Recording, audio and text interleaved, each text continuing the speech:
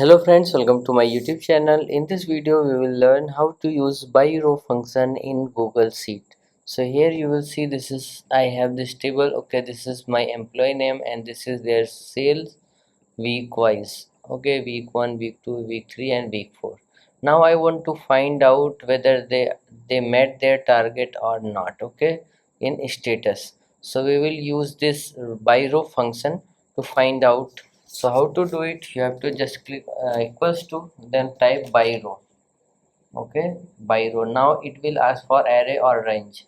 So we will select all cell table. Okay, comma. Now you have to enter lambda. Okay, then it is asking for name. So we will name this row as R. Okay, R will represent the row. Then comma. Now we have to enter a formula expression. So we have to type if. Okay, because we are going to apply the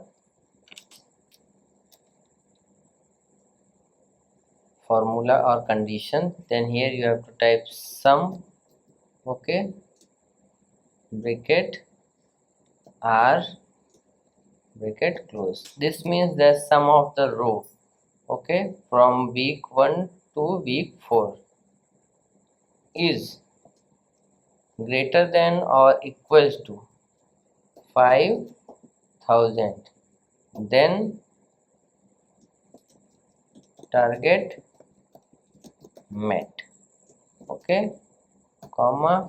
If not, then inverted comma, target not met, inverted comma, close bracket, close bracket, close and bracket close.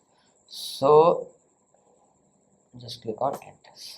Now you will see this formula is applied in all the rows. Okay, so like this you can use this BYROW function in Google Sheets. So if you like this video, please like my video and also subscribe my channel for more videos like this. Thanks for watching.